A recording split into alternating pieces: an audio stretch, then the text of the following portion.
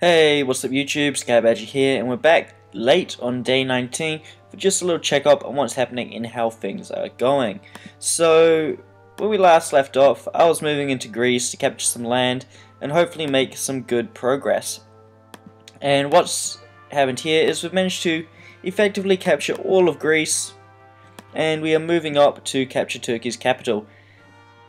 Turkey attacked us, and that gives us bloody good reason to capture his capital. I was going to go in anyway, but this way I feel less guilty about it because he attacked us. So with the help of Pakistan's artillery and air support, we should be able to wipe this group out pretty easily and pretty quickly while my tank flanks around the side and goes in and captures it.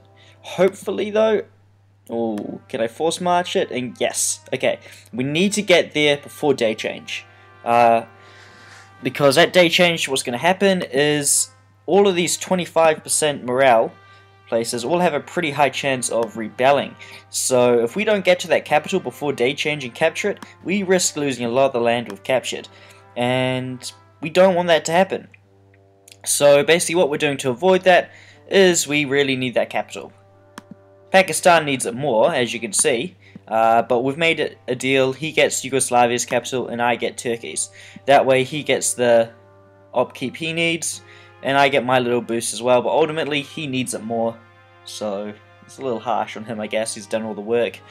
We've also divvied up and I've tried to give him as much as he deserves, although I have to admit, quite frankly, I've done nothing. Yeah, I've walked in and I've taken a really large share of the pie. So Pakistan, I'm sorry about that, but you know, I can't let you have all the fun and all the rewards. I'm going to take a little bit. I did give you that little bit of intel that may have helped a little bit, so that's my contribution. So Germany has been crushed on two sides by Pakistan and South Africa, King Congo, and by the help of this guy up here. So he's not going to last much longer either, and at this rate, the only player left in Europe, or players, is Great Britain, or United Kingdom, depending on what you want to call it, and Finland. Neither of which have done too much this game, especially the United Kingdom. Finland has done quite a bit of stuff, so he might be quite a bit challenged considering he's captured quite a lot of land, but I don't suspect he'll put up too much of a fight, especially with the countries around him are a lot stronger and a lot bigger. Getting into the United Kingdom is going to be pretty easy. I'm not sure how active this player is. If we have a look, earlier on in the game he lost a few cities and he's taken a lot of damage to the point where he's even missing an industrial center in his core. If we have a look at what we can see that his industrial centers are still pretty low level and he doesn't have much at all from what I understand. If we have a look at his gear, we can see that he's still running level 1 interceptors. So capturing Great Britain should not be too much of a challenge. Shouldn't take too long at all, but Finland may put up a fight. We'll see what happens there.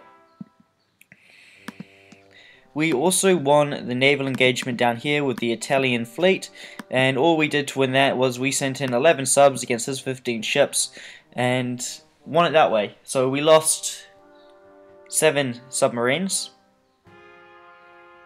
But submarines are easy to replace and we'll have no problem replacing them. To help push the battle along even faster, we did move this battleship here in and out of range to get some cheap shots off, and that also helped flip the battle in our favor. Now these ships are pretty damaged, so I'm going to leave them out of combat for a few days to let them recover while I send my newer and healthy 100% battleships into action. So this stack here has seen quite a bit of action and it is looking in pretty good condition. So all I'm going to do now is I'm going to send it up to here and I'm going to bomb these troops here, especially French troops. France attacked me for no reason whatsoever. He had troops down here in the city I captured them, and later on in the day he just attacked me for no reason. So at some point or another we're coming over here, unless he returns to peace, to capture that piece of land. So he brought that on himself. He didn't have to attack me, we were all good there, but he chose to, so he gets what he deserves, I guess, in the end. Coming across to what's happening in Asia, when we left off, Lord Keck was making a mighty fine push and fighting a naval battle down here, which he has since won.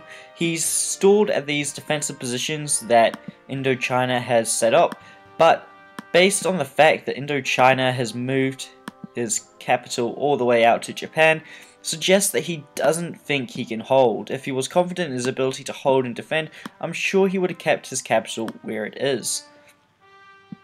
So if we have a look at these defensive positions here, we can see that they are taking a beating by artillery, but Lord Kek just doesn't have enough to hit it everywhere. So although Lord Kek has these large groups of armor and infantry, we can see that his opponent Indochina has equally large groups in forts, so it's going to be tough to remove those. Luckily for him, down here he has got artillery, opening fire and damaging this fortification here and the troops. The problem with Indochina's defense is once Lord Kek breaks here, he can push through into here, and assuming he meets no resistance, he's then got plenty of options on where to go. He can then move into here and he's inside, at which point these outer core defenses basically do nothing, because all of a sudden he's surrounded and he can't push forwards into Lord Kek's territory without meeting his troops. So effectively the playing field flips.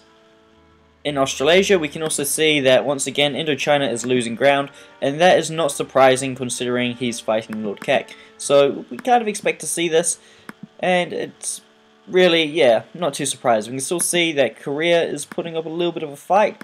I'm pretty sure Korea is still at war with them. Yep. So Korea will be under a lot of stress now to try to fight this war by himself. Coming into North America, we can see that Quebec is making a lot of ground and is still wearing down British Columbia and just going for the capital and stuff. Also, we can see that down here, New England and, once again, Quebec have made a lot of progress down here. Well, actually not too much progress, but they're still holding ground. It does appear that the South Americans are putting up a good fight. We can see by just how far in these guys have penetrated that there is fighting going on everywhere and there's no clear front. At this point, Venezuela is basically out of the fight from my view. He may have one industrial complex. Yeah, I think that might be... Nope, that's not his. Let's see if we can spot anything. Basically at this point I'm pretty sure Venezuela is out of the fight. I can't imagine he'll put up too much more of a resistance considering he has no industrial centers or anything to build troops from. He's in a bit of a pickle now, and if we have a look at the information we can see he only has 8 provinces left. So if we do a quick count here, 1, 2, 3, 4, 5, 6, 7, 8, he only controls these.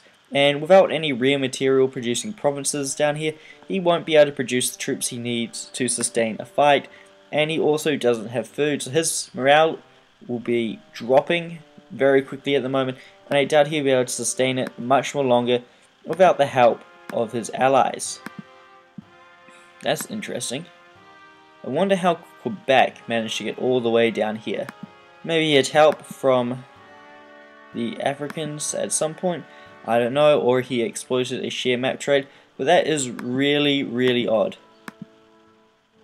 Anyway, in terms of our economy, guys, at the moment we're still producing and building a lot of buildings. We can see that from the list right here, we're spending quite a lot of money on resources and food, especially in our core territories. We are going to switch over for a bit and work on steel, because as you can see we have the goods to make everything we need, but not the steel. So I'm going to focus a little more on metal and getting that production up, and then go back to oil, because I spent a lot of time on that. In terms of unit production, we are working on a few carriers at the moment and just some infantry. Like I said before, we're in the position where we have heaps of goods we're not using, we have heaps of manpower and food, so you may as well make some infantry. So as we move forwards, like what happens in most games I play, I'm going to be producing a lot of regular infantry. So that will help waste some of that spare food and goods I have laying around. After we finish these carriers though, we're going to need to spend some time working on another battle group. So we're going to go back to the start and produce a lot more subs, a lot more destroyers, a lot more cruisers, battleships, and once again aircraft carriers. So this is the end of the first cycle, and we're about to go through it all over again. So thank you for watching, and I look forward to seeing you in the next episode.